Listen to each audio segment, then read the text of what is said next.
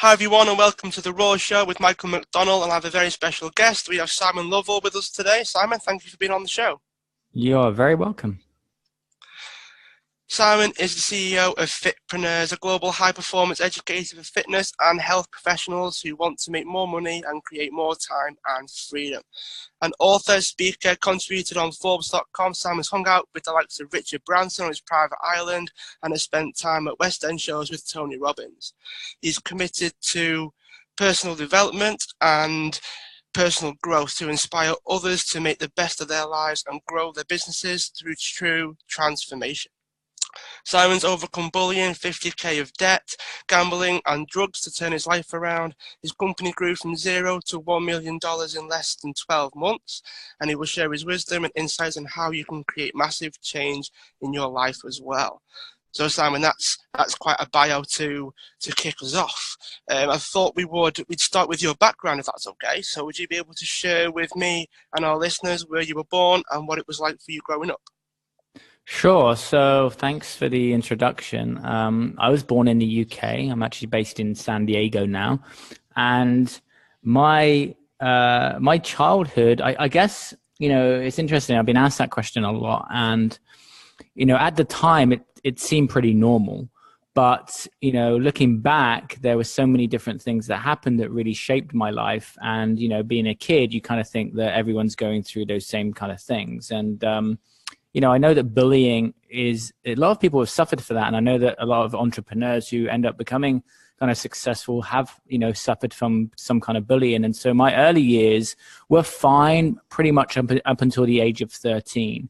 And at the age of 13, I was never kind of picked for sports at school. I was always the kid that wanted to kind of play video games and not really go and run around and play, rounders and rugby and soccer and football. Sorry, I keep on saying. So it's the move to America. And so at 13 years old, I had just finished playing. I was out on the game field and I came back and went into to have a shower. And I got ready to have a shower and I walked past one of the popular rugby guys, one of the guys that everyone kind of liked and all the girls kind of liked. And I kind of brushed past him. And in that moment, in a split second, my life changed because he said that I touched him inappropriately. And he basically shouted at the top of his voice that, I touched him and that I was gay. And from the age of 13 to 16, I was heavily bullied. And my life was kind of made hell, just punched and kicked and just, secluding myself. And, knowing what I know now from the self-development and mindset I've done, when you're at a key developmental age of that kind of age and those kind of things are happening, then that can really start to affect your identity, your own self-worth, what you believe in yourself, and that can start to have a long-term impact. And so I really started to seclude myself. I didn't start doing, or I didn't continue to do the fun things that I was doing. I kind of just started to shut myself down. And that's where really I started to take my passion of, working on playing video games, and I decided I wanted to write my own fanzine. So I put that together and started to become an entrepreneur and started to sell magazines at a very early age. At the age of 16, I went and worked for a national video games magazines. There was a TV show called Games World, which is on the TV, and I worked for that magazine. And then that started my publishing career. Yeah, so those were my early days. I know there's a longer story after that, but yeah, it was the early days were tough. But in learning what I know now when it comes to personal growth, that pain that we have really does help catapult us into some different areas. There's a phrase which is, those that have been pained the most end up doing the biggest things, and I'm a firm believer in that.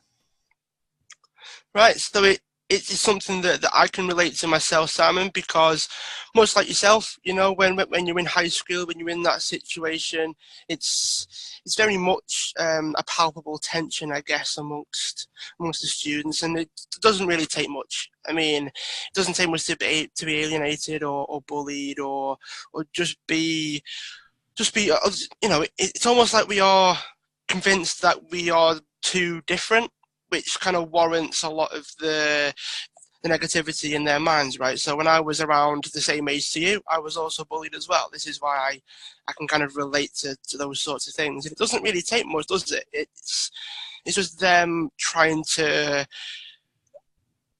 almost exaggerate the importance of certain things and try to make yourself feel bad, to make themselves feel good, which is obviously something that we know from getting to the other side of that. So how did you get to the other side of it? So as someone that's had quite a similar experience to yourself, how did you get to the other side? So there became a point, probably around the age of 15, that I decided that I was going to fight back at the bullies. And I think we all kind of reached that tipping point of kind of enough is enough. And so I started to look into martial arts classes. That's something I wanted to do was learn a martial art. And so I plucked up courage and I went up to a local martial arts studio when I was in Exeter in the UK, and I found myself a tutor. And he kind of took me under his wing, and he kind of saw that I was lacking in confidence, and he kind of took me from the martial arts class into the gym, and then got me eating more healthy and reading books, and that started to build up my confidence, and that was a big game changer. And we talk about mentors, and we talk about key influences. And so Tim, he was a very early mentor in my upbringing, and I think that's really key. There's a lot of amazing people out there, and once you can find a good mentor or coach that can really guide you, and definitely in my experience with mentors, it's not necessarily what they say, but it's also like the energetical exchange that you have with that person. So if someone exudes confidence, then by being around them, you're going to pick up confidence. And so if we look at personal development, we look at personal growth and self-worth, a lot of it is so important to have the right kind of people around you to guide you, to push you to that next level, not just strategically, because here's the thing, if you had the strategy, then that strategy won't work if you don't have the self-belief to implement it. So for me, being around not just the right strategic mentors, but those mentors who exuded something that I wanted to step into myself. Okay. So was there a particular way that you found these mentors? Was it just the person that you vibe with the most, or did they have the experience that you wanted? How did you go about that process? Well, I've had multiple mentors throughout my career. So the early one, Tim, being someone that kind of just spotted me and said, hey, I want to help you. And so that can often happen when you're young. In my later years, it was more strategic, kind of like, based on referral and who I saw, got results. And then, it's a question of just continuing to reinvest in more and more people that are already ahead of you. There's that common phrase, if you're the most clever person in the room, you need to find a new room. And so I think that, catapulting success comes from, finding the right people, going to, whether it's an event, many of the mentors I've hired have come from referrals or people who I've met at different events that I've gone to. And so, there's multiple ways to do it. Oftentimes you'll hear them on a podcast, or you'll just, jive with their message and what they stand for. But it's really important to find out like what path they've gone on, and is that a path that you want to follow? So when it comes to finding that kind of right person to guide you, it's like, do they have the life that I want? Are they where I want to be? Because there's plenty of people out there that say that they can do certain things, but they don't have the results to do it themselves. And so they're incongruent with what they're doing. So I think that's an important part of it too. How would you think that relates to making the decision to either go down the mentor road or the coach road? Because there is a slight distinction between the two services, so to speak. So how would you make the distinction between deciding to go down the mentor road or the coach road? That's a good question. I've always gone down the mentor road, but I think coaching is definitely good. I think coaching is definitely a profession, and there's definitely a skill in it. But I think the benefit of having a mentor is that they're gonna, I like to help people more with, what's going on with them personally, and I can just have those honest conversations around my life and my journey. And that's a good mentor relationship that you have. And so coaching is a whole different ball game.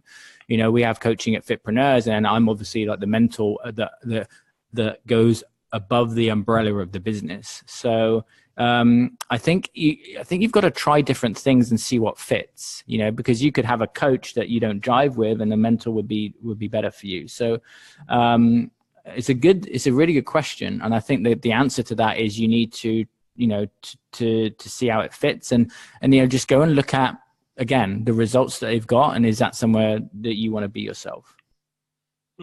I guess there's pros and cons to both, and as you say, you've got to figure out what's best for you. I mean, did you have any inklings yourself as to, okay, a mentor is going to be best for me, or was it just a case of it worked? They got the results that you wanted, and you decided to stick with a mentor. What was your process like? It was all about the results. I wasn't even thinking, is it a mentor or a coach?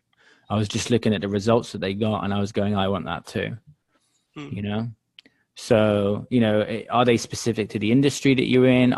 You know, what journey are they on? You know, for example, me right now, you know, I'm on a big spiritual journey and I have a, you know, $multi-million company.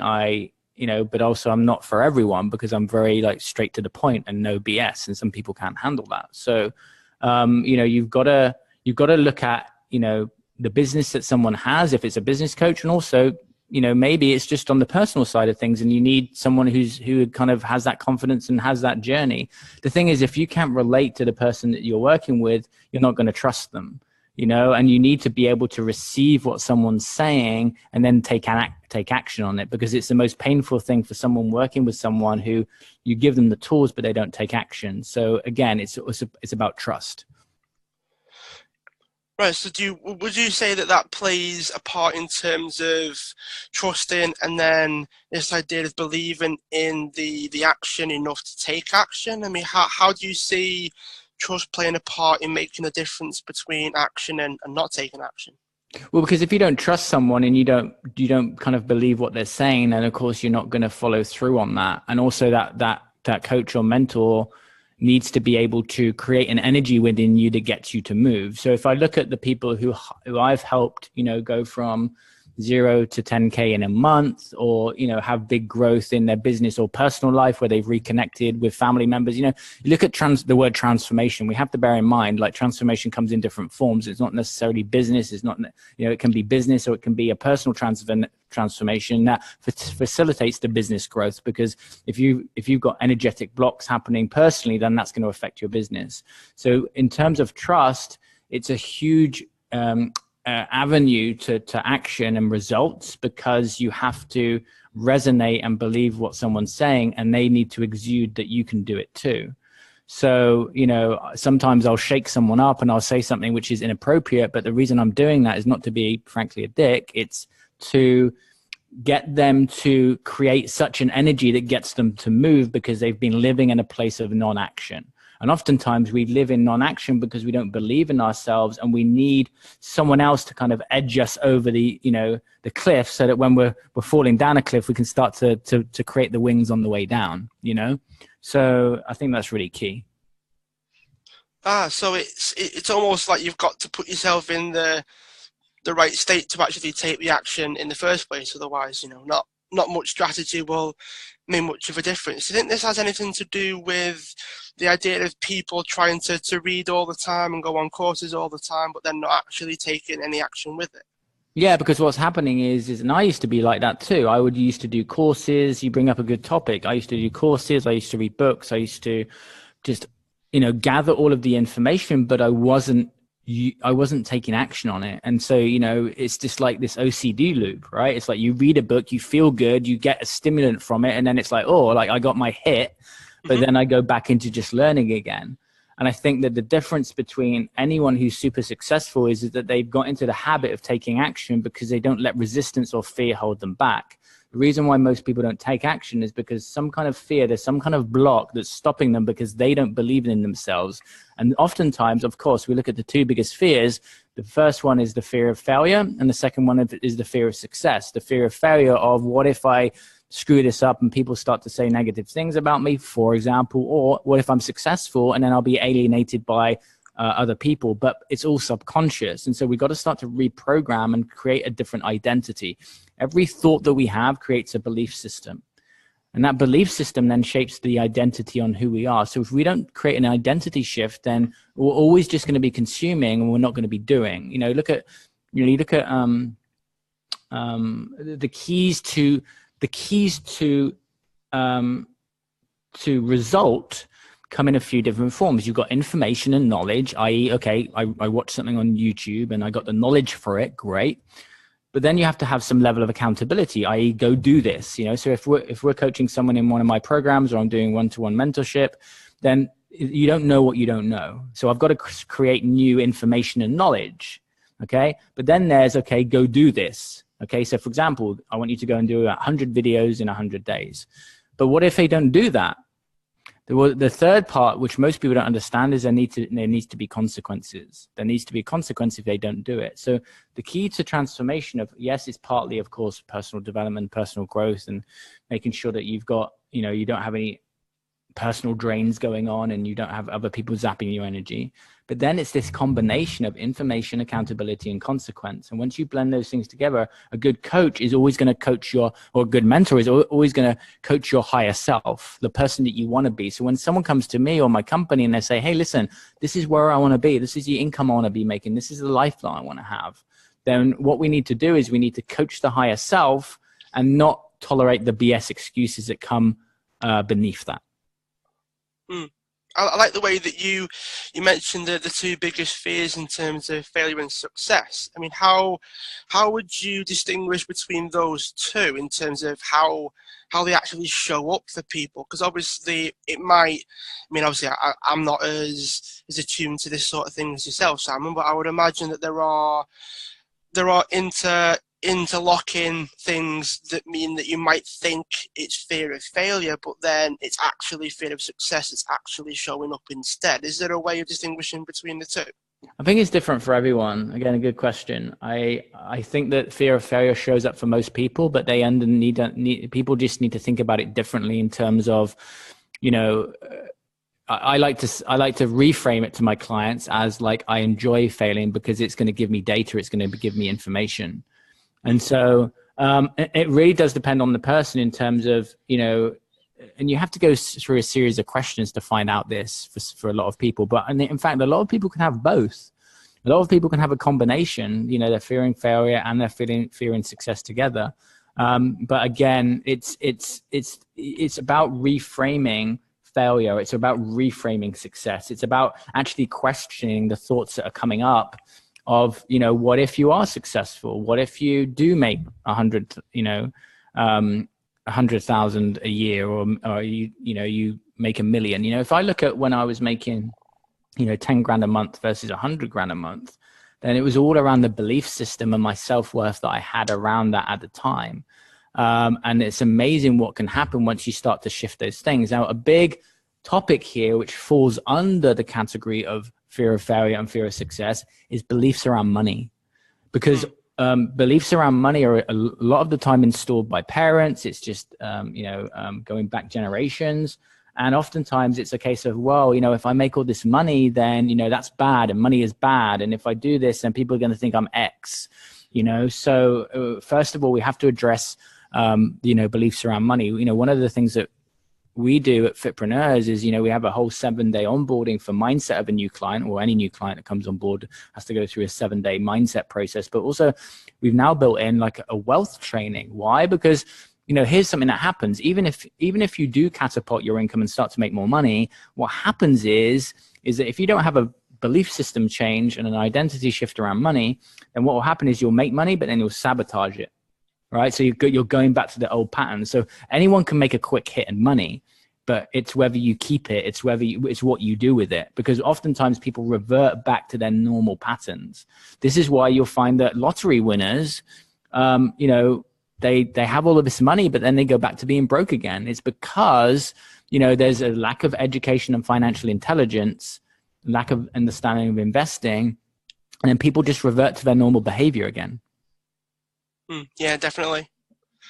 Yeah, it's something that that I definitely relate to as well, because when you mentioned that sometimes people can have fear of failure and then fear of success at the same time, it's something that I had, because when I was at the level of inaction, it was mostly failure that tended to show up for me. But then as I started to take action and started to get results, I was almost afraid of the results. Like, what do the results mean? Do they mean I might lose friends? Do they mean that people might be judging me negatively when I start actually achieving things? So I can definitely agree and echo with you there, Simon, that it is about, it's not just one thing. I think tends to be the overarching theme, is that it's never just one thing. You can never really pin it down to one thing. And I like the way that you you mentioned the beliefs around money as well. You know, if you think money is bad, then 9 times out of 10, as you said, you tend to sabotage the actions that you've taken. Are there any other things that you noticed that were holding you back in the initial stages of getting your business running? I mean, now you're at the kind of multi-million mark now, but what was it like in terms of starting and then get into the idea of 10K a month? Is something that you you mentioned 10K a month before, so would you be able to run through what was stopping you getting to that point? Yeah, I know it's a big goal for a lot of people. You know, I know a lot of people sit around that 4 or 5 or 6 or 7, and it's just like they can't break through. And the 10K a month is such a big landmark, and it's about a thermostat. It's about an internal thermostat of and what you're manifesting and what you're believing about yourself. Because if you don't believe that you can do 10,000 a month, like subconsciously, not consciously, you might think in your head, like, I can do that, but subconsciously it's not happening. So you're not aligned with it. And that's the problem. Here's a couple of things which I think are really important, which is, you know, when it comes to that figure, particularly for me, there was a couple of things. One thing, intensity of desire. In Think and Grow Rich, you know, he talks about this, which is if you don't have that real drive and you say you want it, but really you don't, then you're not going to go towards it. So you've got to have, and everyone, you know, everyone's used this phrase, you know, everyone knows about Simon Sinek's book, Why, but it's so important. Like I had a massive intensity of desire. I said to myself, you know, I'm going to work harder than most people are ever going to work to get where most people will never have and be, so that I have the level of freedom that most people will never have. And it was a commitment. And so the commitment issue comes up. The other thing, which is absolutely critical, and everyone should listen and should write this down, both of these, intensity of desire, which is this: worrying what other people think. That is what I notice as much as fear of failure. Is the fear of what other people think subconsciously holds most people back.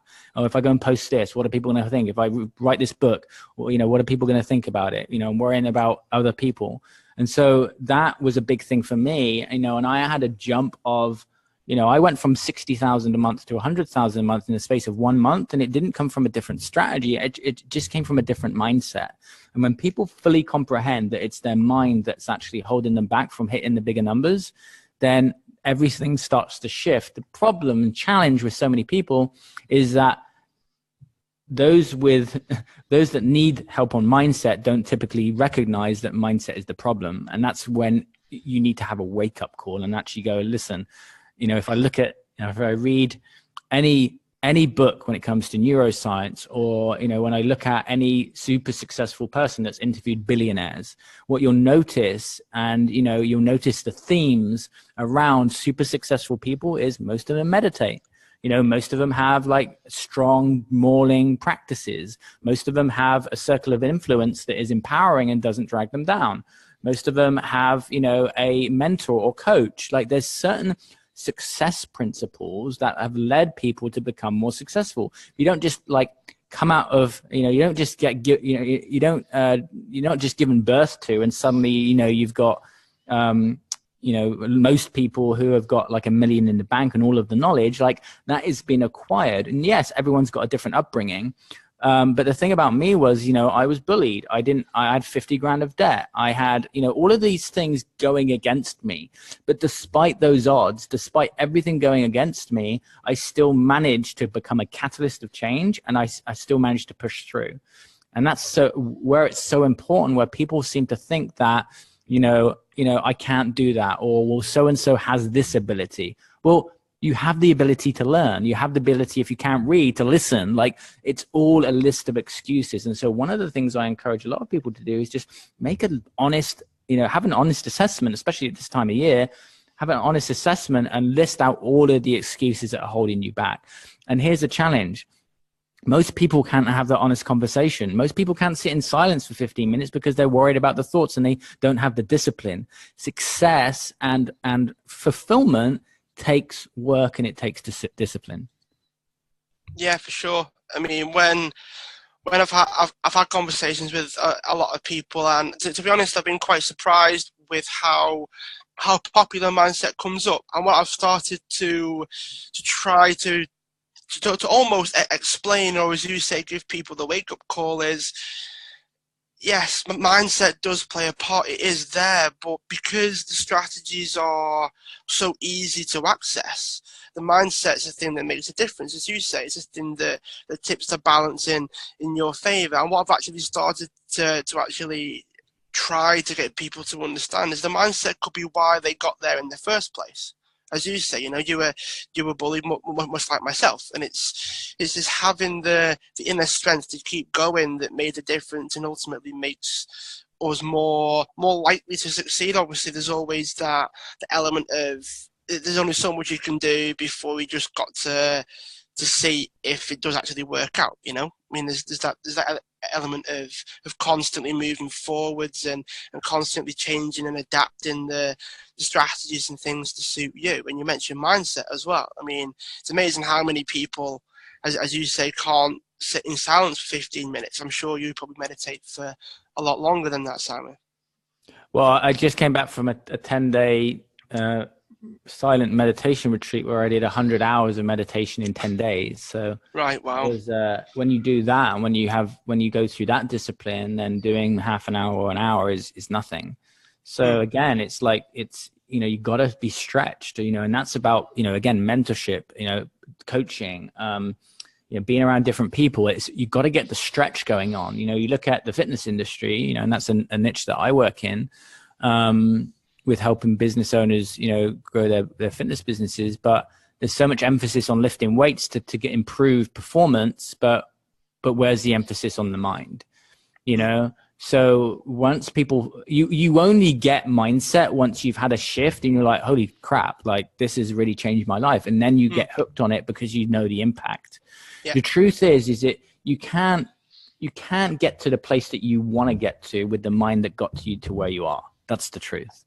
And I think that's, a key realization that I had as I struggled for years and just couldn't work things out. And then suddenly when I hired a mentor, then everything started to just massively change in such a short period of time, and I just wasted years and years and years. And so there's this important concept that we have to bear in mind of, trying to figure something out on your own versus actually just investing in yourself and actually going and finding other people that have already been there to shortcut the process, And so, to hire those people, it's not going to be cheap, right? But you have to look at the cost of it over the length of time that you're trying to figure it out on your own. And that's the philosophy that I always had after I started hiring mentors, was that I'm just going to keep on reinvesting, a good portion of what I'm making back into more mentors. And, I made this commitment very early on, actually, to reinvest 20% of what I made back into me. So I hired Tony Robbins in his platinum program, and I traveled the world, and I went to India, and I went to do ayahuasca in Peru, and I do stuff that normally people would be skeptical about. And it's the expansion of yourself into areas that most people won't do that will give you the biggest growth. When you're only focused on the area of expertise or the area of, books, for example, that you never get to benefit from the other areas of the stuff that you've not explored, so you need to widen your vision. The moment you widen your vision, you start to widen the scope of growth that you have, not just in one area, but in all areas. Because truth is, success is not just a one lane, kind of trick. It's about having multiple lanes. And so you expand yourself personally, and therefore your business expands. And when you look into other areas of business, not just your own niche, your existing niche will expand. So it's about having the understanding that you gotta like kind of like I wouldn't say skepticism is just the word, but almost just kind of be fully open and not closed off is really, really important. And then also another thing, which is just using your intuition. The problem I think a lot of people have is that they don't spend time in quiet, and they have so much noise, and they don't know the difference, and they can't recognize the difference between what is guiding them intuitively versus what like the head brain is saying, which is, of course, which is wired for survival. It's saying like, don't do this, nothing's going to work, it must be a scam. And all of these are just thoughts. When you're guided by what feels right to you and what feels light instead of what feels heavy, that way you're guided by your inner guidance system and not shut down by your head brain. Yeah, I mean, that's something that I would completely agree with. I mean, it's something that I've experienced myself. I mean, when I started hiring people to help me, it's like the mindset came afterwards, which I thought was a little bit strange, you know, like when you first hire your first mentor or your first coach, and you realize how good they are and how much better they are than you trying to do things by yourself. It's like the head shifts when the experience takes place. And when you mentioned moving to different areas and being quite open and following your own sort of thoughts and feelings about things, it just adds to the message of you've got to try and allow yourself to put yourself in that right state. It's kind of the message that I'm getting from everything that you've said. You know, you've got to put yourself in the right place to then take the actions that you want to take. But how would you go about having a conversation with someone, Simon, that, as you say, might be skeptical? They might be in that place where they want to take the actions, and you're trying to allow them to at least try to understand that maybe it is the mindset that they need to shift first, but they're having a hard time being convinced of that. Yeah, it's not going to work, honestly. It's not the right time for that person. If someone comes to me and they're skeptical, then I'm not even going to move forward and waste my time on the conversation. It's very hard to work around that and try and persuade someone. Like, there's so many barriers up, you know. It's like trying to go on trying to be in a relationship with someone that's been hurt so much, and they don't want to let their guard drop. You know, it's just always going to be an uphill struggle. So there's a big difference between someone who's skeptical and someone who's had a bad experience but is still open to possibility. There's a big difference between the two. How would you suggest someone at least start to become more open? So if someone is like, I find that it's holding me back. I find that having all these barriers and having all of this idea of it's just not going to work. I just need X, Y, and Z, and it'll all be sunshine and rainbows again. How would you suggest people actually start to become more open about other possibilities? Well, being more open comes from changing what you think, and changing what you think comes from being in the right place. And so the question is, how do you get in the right place? So, you know, if I kind of work backwards. So, you know, you've got, again, meditation is a great place, because what that's going to do is it's going to center you and calm you. And I actually just did a post before I came on this, which was, you know, when you're in a grounded place, you take different actions. And so, you know, I always, you know, start my day non-negotiable with meditation, because the actions, the conversations, the things that I do, the people I meet are going to come from a different place, because I'm thinking differently. So if you want to become more open and you want to become more critically self-aware, which is the biggest catalyst to change that I've noticed in my life, which has helped me, you know, with giving up alcohol and drugs and all the destructive things I had in my life, then I would say meditation is the most important place to start. The challenge with meditation, I think, is that the pure definition of the word, people have got a lot of perceptions around, which again is about being open. So it's kind of a double-edged sword a little bit. So yeah, I would start there, because when you're relaxed and you're in your center and you don't have the chatter brain, or they call it the chimp mind, active, or the ego active, then you can start to feel your way through life and start to be more open and be like, oh, I could actually see that from a different perspective.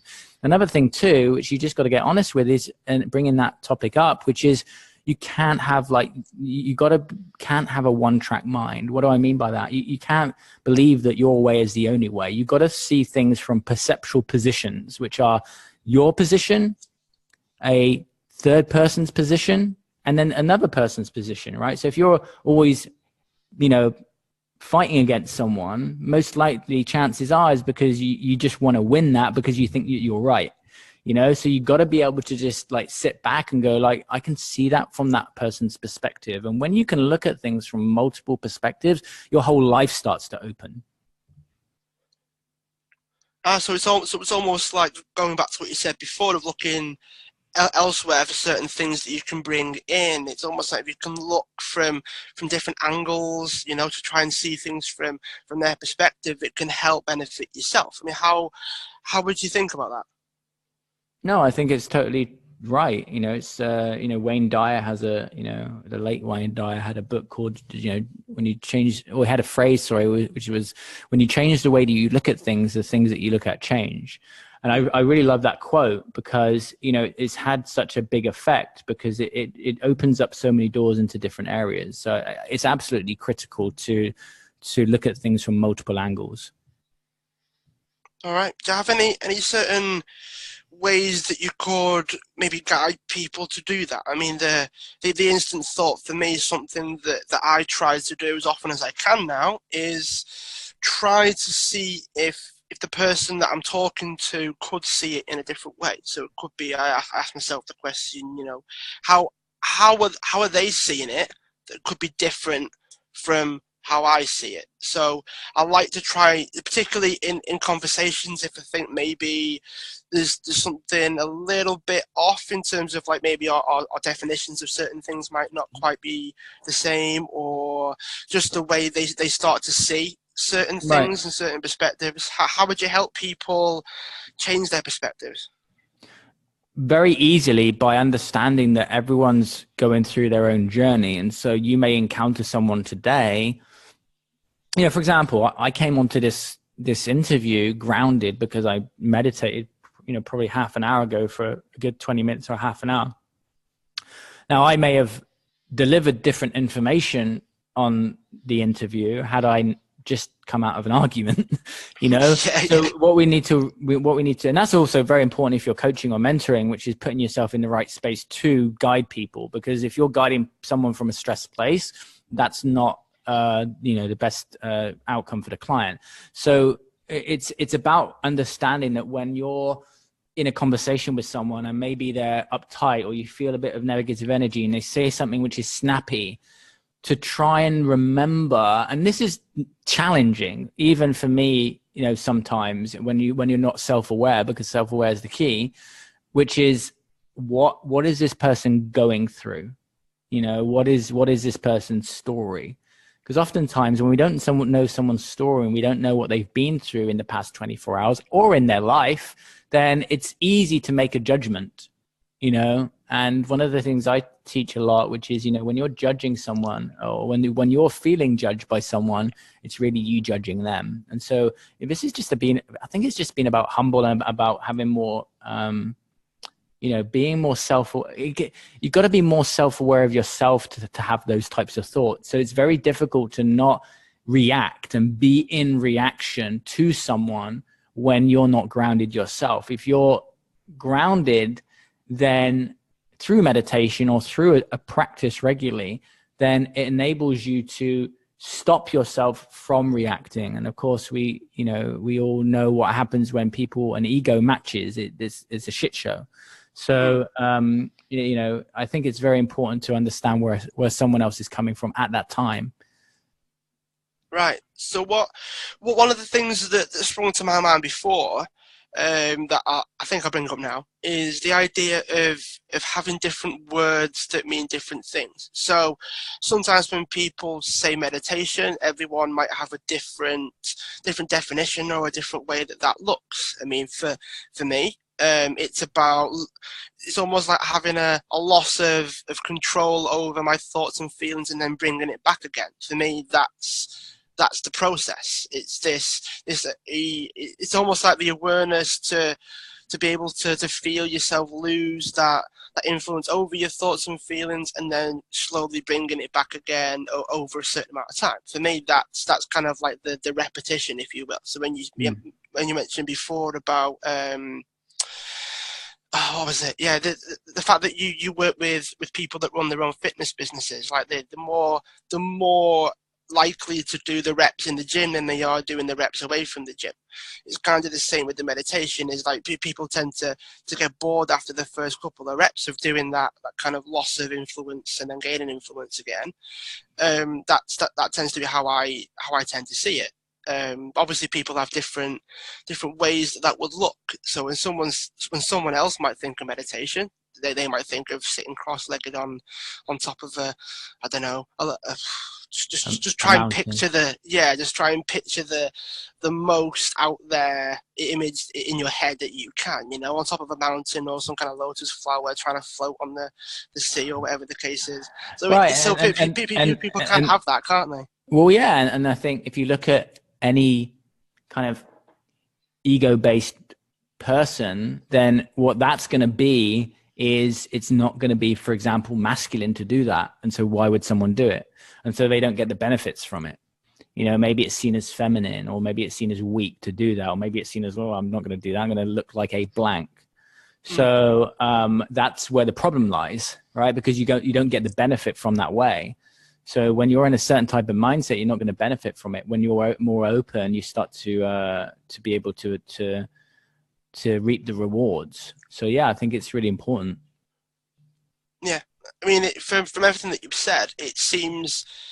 I mean, I think we are in quite a lot of agreement with a lot of things, and I just want to perhaps join the dots a little bit. I mean, you could probably correct me if I'm wrong, I guess, but the mindset tends to happen before action, and then after action, it tends to be a lot stronger because you've had that change of experience. But then, as you mentioned before, is that you can't have that conversation with someone that isn't open in the first place, or at least in the initial stages, enough to try it to then benefit from it.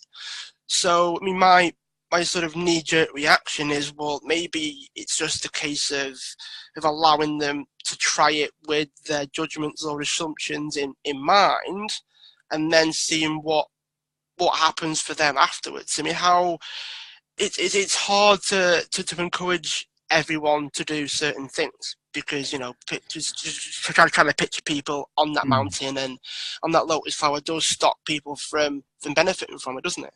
Yeah, I think it's how the education is given to it. So for example, when someone comes into one of our programs, they probably don't think that they're going to be meditating or working on, some of the things that they're working on because maybe they've invested in making 10K a month. But then in the process of what they're asked to do and guided to do, they're automatically put into a situation where they're needing to do these things. So I think also there's some people are ready to do it themselves and they hit a rock bottom and then suddenly they go seeking for something that is includes some kind of meditation practice or mindset work. But also it's around like education around it so that people can hear it. And also another thing too is if you look at your own personal habits and also mine, then it's probably you need to hear it multiple times, right? It's like for me, I know that if I hear about a movie once, maybe I probably won't go see it. But if I hear about it 2 or 3 times, I'm probably going to go. So it's like how many different, it's not about just the angles and the amount of angles that you hear it from. It's who you heard it from and whether you respect those people. Right. So it does play a part then in terms of like where does the information come from? How many times have you heard it? How is it phrased? Because you could hear the same thing phrased in 5 different ways, and you might actually resonate with just one of those things, but you've had to hear it 5 times in 5 different ways. So it does tend to I mean, it purely an observation, Simon, but it seems to contradict the information versus taking action side of things we were talking about before. It's almost like they need exposure to a certain amount of information in order to take action in the first place. Yeah, I mean, I think also we have to bear in mind, I think it's different for everyone because everyone's on a different path and everyone's on a different journey. For me, when I had my growth, like the time was right. Me giving up alcohol recently, the time was right. Often people say, well, how hard was it to give up? And I say, well, it wasn't because it just happened at the right time. So everyone's like, there's that whole phrase again around, that when the student is ready, the teacher will appear. So, it's also about not trying to push people, but also just giving out information and knowledge. And when people are ready, then they'll be ready or they won't. So, I'm more of a firm believer in that more recently than previously, for sure. All right. Yeah, so it seems like we are almost at the end. I mean, we've covered quite a lot actually in quite a short amount of time. I mean, you were definitely playing the part of no BS and being straight to the point there, Simon. So I'm sure our listeners could appreciate you for that. Is there anything else that you would like to share with us? So we are nearing the end, so I want to make sure that we cover as many bases as we can. So is there any parting guidance, parting advice, parting information that you would wish to get across? Yeah, I mean, if you're listening to this, then you obviously want to grow and you want to get to the next level. And so I would encourage you to not just listen to the words and the information, but also like, what are the action steps that you're going to take from this episode? Another thing is too, okay, well, now maybe I've got some motivation and I want to have a goal. Like, what is your specific goal? And then write down the steps that you're going to need to put in place to get there, and ask yourself, am I fully committed to this? Because otherwise you're always going to go around in a cycle of deciding that you want to do something and then not following through. And so the issue is not what you want, it's the fact that you're not following through. And so why you're not following through. And that normally comes from a discipline or a limiting belief or something that needs to be worked out and edged out and pulled out and questioned personally. It's like, why is that sabotage going on? Why do I keep on looking to get to this level, but I'm not actually getting there? What's like, you got to start to ask quality questions. And it's really the questions that you ask yourself, which are going to propel you. And so for me, if I listen to a podcast or I read a book or I go through a training or whatever, I'm making a list of action steps, which I then move forward on, and it gets scheduled in my calendar. So maybe you've listened to this episode and you've gone, you know what, that was really useful for me. Great. What's the action step? Okay, great. What action step? Let's put it on the calendar right now and commit to it. And then notice if you don't follow through on it, that's the challenge. Why did I not follow through? And then ask the question from that place. All right, Simon. Well, I think we've only got maybe one or two more questions left. So before we get to that, do you have any particular, if someone wanted to find out more about you and what you've got going on, now is your chance to share websites and social media and that sort of thing. Yeah, so you can head to fitpreneurs.com, FITPRNEURS, so like entrepreneur with fit at the start, so fitpreneurs.com. Also, you can head to simonlovell.com. Also, just on Facebook is the best and fastest way to contact me. All right, Simon, thanks for being a guest. One last question. Mm-hmm. And this is a little bit of a, I guess you could call it a curveball. But I've had answers ranging from funny to serious. So feel free to be as outlandish as you want. And the last question is, what would you like the world to know about you that it doesn't already know? That it takes a little bit of time to get to know me before finding out what my true core is. All right. Well, thanks for taking the time to be a guest. I know how busy you can be. And yeah, I'm sure we'll keep in touch. Thanks for being a guest. You're welcome, Michael. Thank you.